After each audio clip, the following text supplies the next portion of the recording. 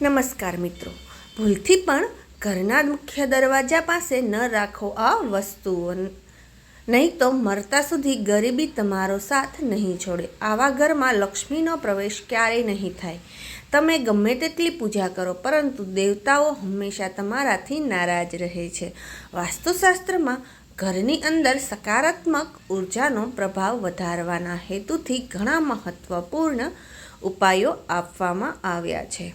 વાસ્તુ અનુસાર ઘરનો દરેક ભાગ સકારાત્મક અને નકારાત્મક ઉર્જાને સંચાર કરે છે, અને જો તેને યોગ્ય જગ્યાએ રાખવામાં ન આવે તો તે ઘરમાં નકારાત્મક ફેલાવે છે, જેનાથી ઘરની આર્થિક સ્થિતિ પણ અસર પડે છે અને ઘરમાં મુશ્કેલીઓ આવે છે.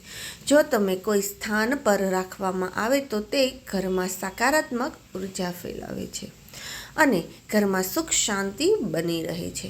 મિત્રો, વાસ્તુ અનુસાર ઘરનો મુખ્ય દરવાજો દરેક પ્રકારની સુખ સમૃદ્ધિ અને વૈભવનું પ્રવેશદ્વાર છે, પરંતુ જો તેની દિશા ખોટી હોય અથવા તેની સામે કોઈ એવી વસ્તુઓ રાખવામાં આવે છે નકારાત્મકતા ફેલાવે છે, તો પરેશાનીઓ, ગરીબી અને રોગો ઘરમાં પ્રવેશ કરે છે.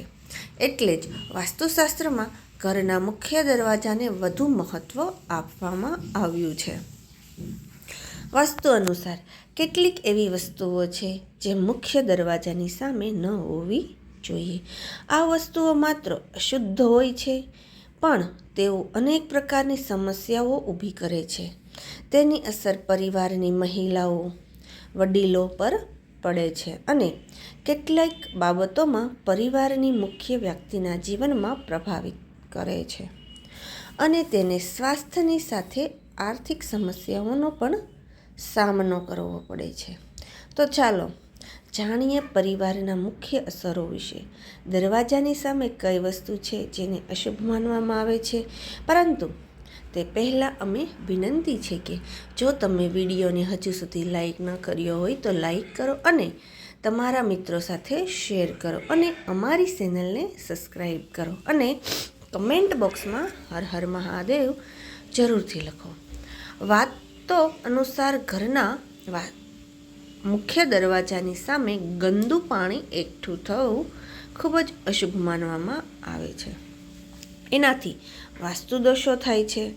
ગંદા પાણીમાં અનેક પ્રકારના બેક્ટેરિયા ઉગે છે, જે પરિવારના સભ્યોને બીમાર કરી શકે છે. તેથી જો ઘરની સામે ગંદુ પાણી જમા થઈ જાય તો તેને તાત્કાલિક દૂર કરવું જોઈએ. વાસ્તુ અનુસાર જો આ ગંદુ પાણી પશ્ચિમ દિશામાં જમા થાય તો ઘરનું નુકસાન થવાનો ડર હંમેશા રહે છે.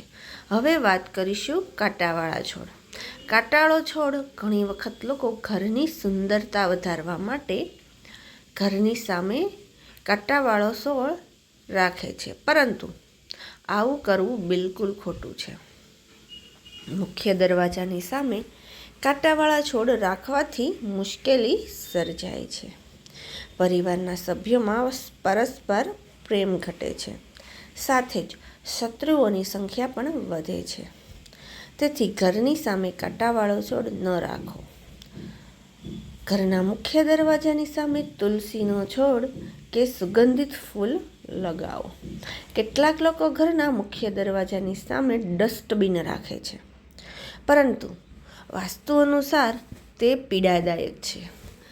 તે ધનની ખોટનું સૂચક માનવામાં આવે છે, તો આવું ન કરો. મિત્ર, ડસ્ટબિન ઉત્તર દિશા ન રાખવું જોઈએ. આ દિશા દેવી દુર્ગા માટે શુભ માનવામાં આવે છે.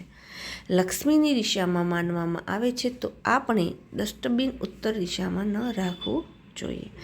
ઇલેક્ટ્રિક પોલ છે. ઘણા ઘરની સામે ઇલેક્ટ્રિક હોય છે, પરંતુ વાસ્તુ અનુસાર તે પરિવારના સભ્યોની પ્રગતિમાં અવરોધ ઊભો કરે છે. મુખ્ય દરવાજાની સામે થાંભલો હોવો ખૂબ જ નુકસાનકારક છે. એટલા માટે મુખ્ય દરવાજો બનાવતી વખતે હંમેશા આ વાસ્તુ ધ્યાન રાખો. વૃક્ષ છોડ ઘરના મુખ્ય દરવાજાની સામે ઝાડ છોડ ન જ હોવો જોઈએ, જેનાથી વાસ્તુ દોષ થાય છે.